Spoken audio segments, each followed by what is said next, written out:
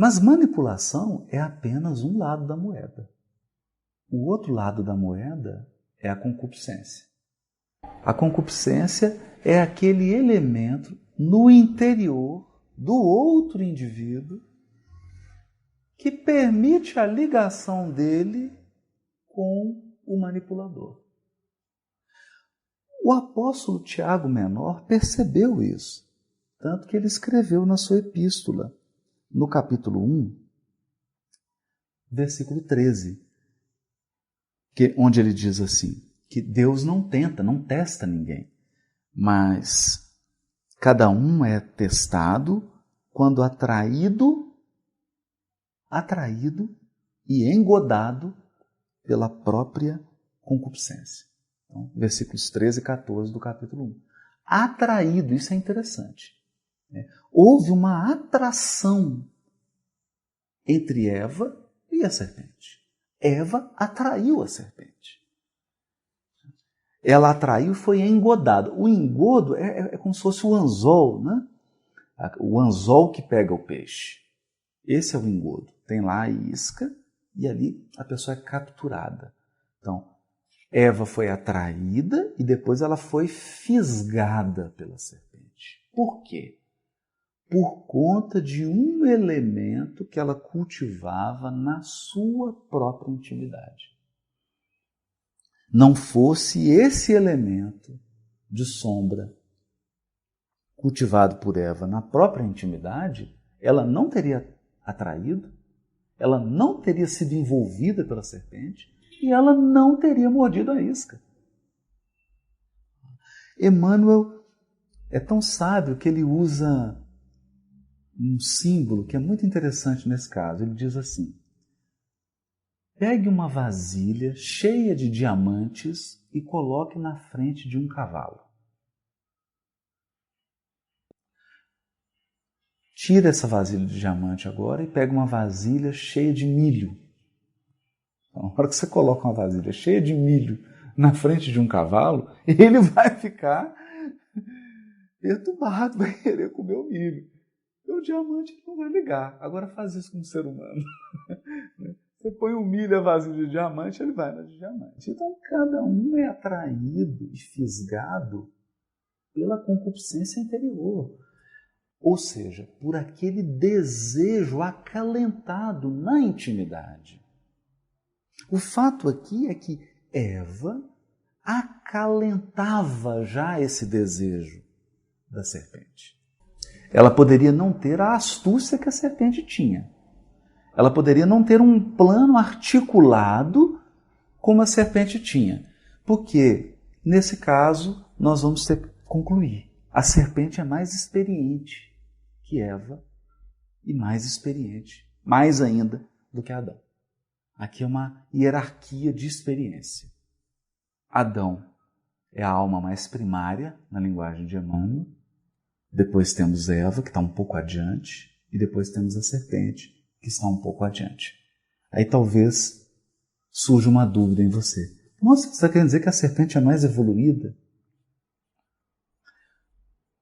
Experiência, tempo de experiência evolutiva, ser uma alma mais velha ou uma alma mais nova, necessariamente não significa ser um espírito superior, um espírito bom. Por quê? A alma jovem, inexperiente, ela está naqueles estágios ainda iniciais da evolução, como ser humano. É ingênua, não tem experiência, não tem uma história evolutiva mais complexa. À medida que ela vai progredindo nas reencarnações, vai adquirindo conhecimento, aí se bifurca. Ela pode optar pelo caminho do bem, e aí vai se tornando um espírito bom, um espírito superior, ou ela pode também optar pelo caminho do mal. E ela vai ganhando então experiência na maldade, na malícia, em se opor a Deus, em ferir a lei divina.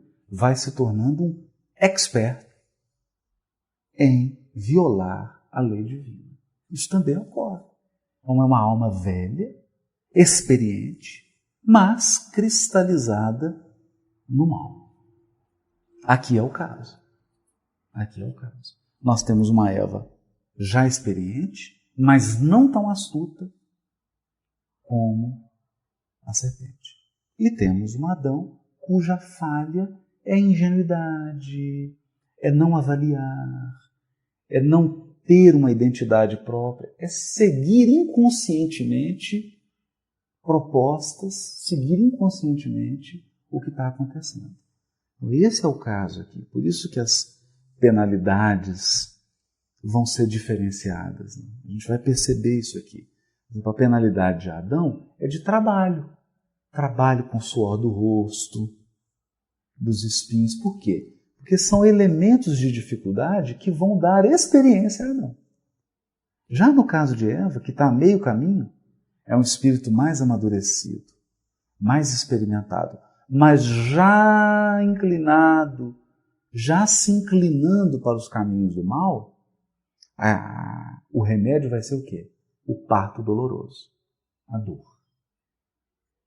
Então já não é mais um trabalho duro e árduo, já é a dor. E para a serpente, já é o total elemento de expiação.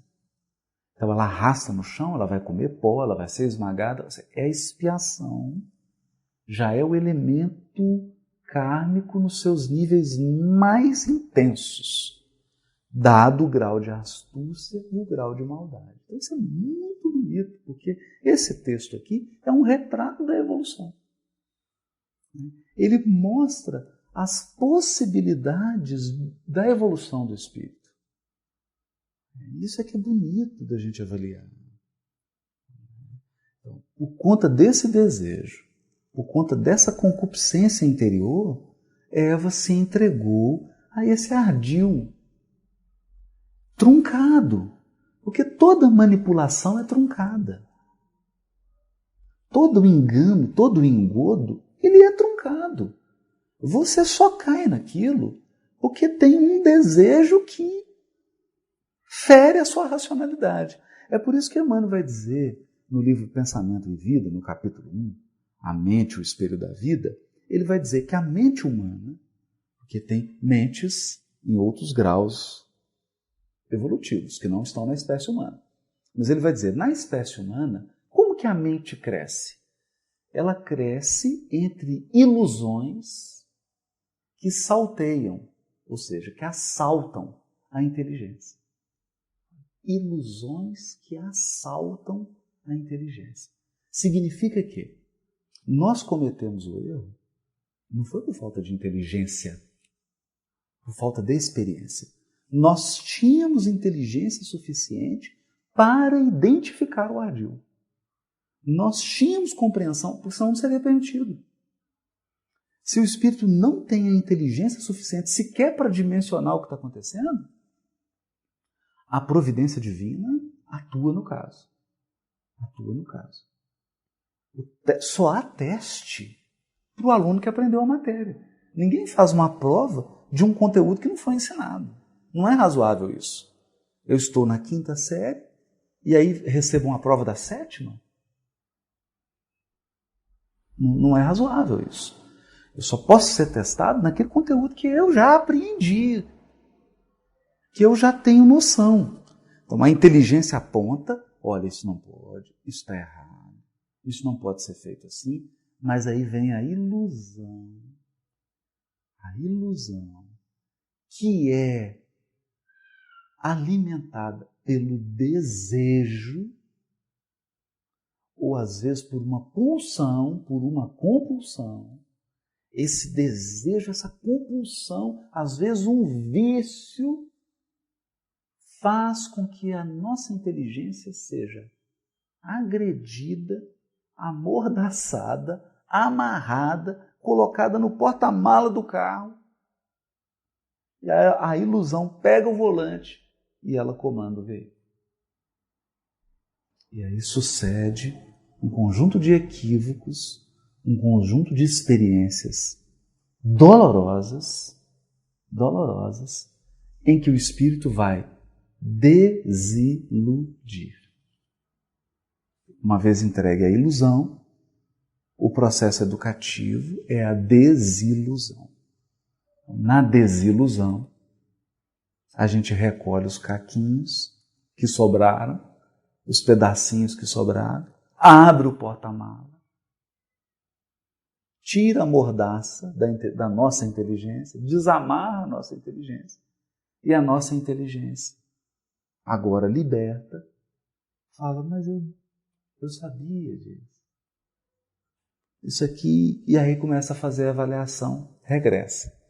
Realmente tinha esse furo aqui, tinha esse furo aqui, tinha isso, tinha isso.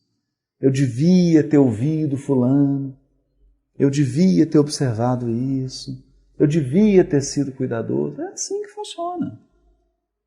É assim que funciona. Porque se fossem seguidos os caminhos, os indicativos da inteligência, do bom senso, da ponderação, o erro não teria sido cometido. Ao menos daquela maneira. Então a experiência seria outra. Poderia ter sido cometido um erro, porque nós somos imperfeitos, estamos em processo de aperfeiçoamento. Mas seria um erro razoável. Um erro dentro de um limite. Não seria um erro tão fora do limite, tão irrazoável, tão exagerado, tão grave naquele ponto. Essa é a beleza aqui desse texto. É um texto tão pequeno, esse aqui do capítulo 3, e ele é o texto que vai servir de base a vários outros textos da Bíblia inteira. O próprio mestre faz referência a esse texto aqui, que nós estamos estudando agora. Por exemplo, em João, quando ele está discutindo, no Evangelho de João, quando ele está discutindo com os fariseus, ele diz assim, vós tendes por pai ao diabo, e vos esforçais por fazer a sua vontade. Foi assim desde o princípio. Ele está citando lá o princípio.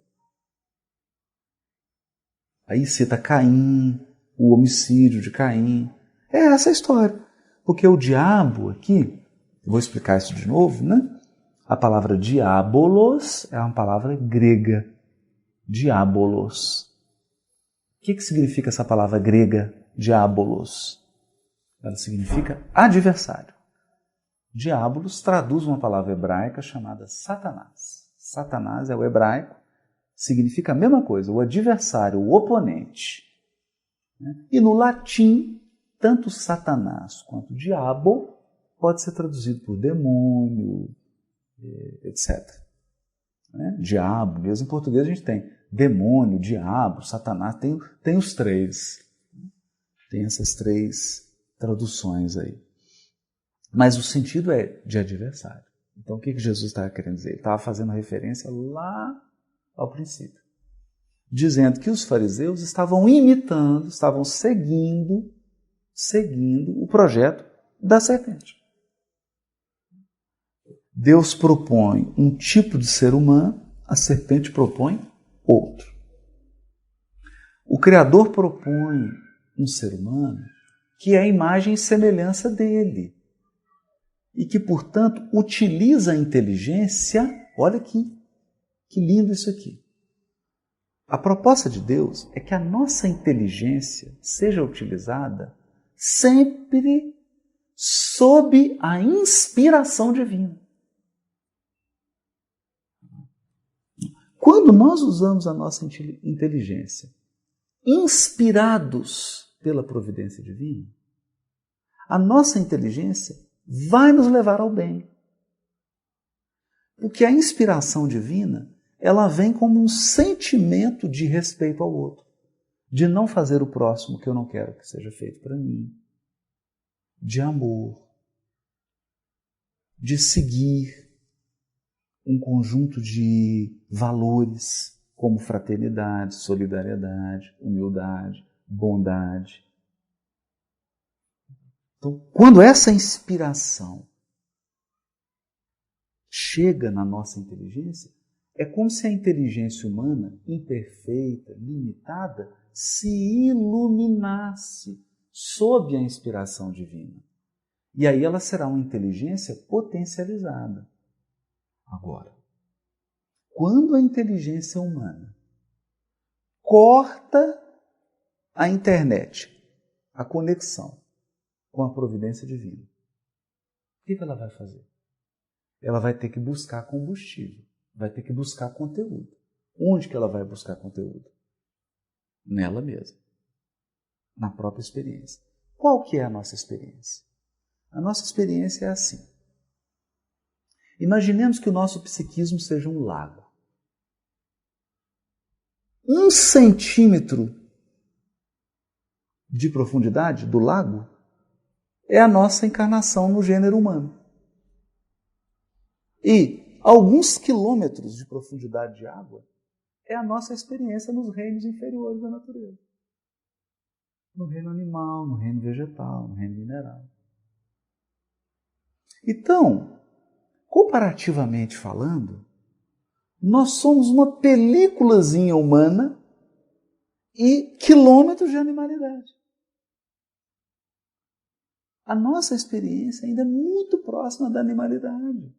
A nossa referência psíquica ainda é uma referência animal. Nós estamos nos humanizando, nos tornando humanos. E depois que nos tornarmos humanos, através do Evangelho, aí sim nós ingressaremos numa outra fase que é a angelitude. Primeiro, o projeto é o homem de bem. O projeto do Evangelho segundo o Espiritismo não é o anjo, é o homem de bem, o ser humano de bem. Humanizar. Que o nosso conteúdo humano domine sobre a experiência multimilenar da animalidade.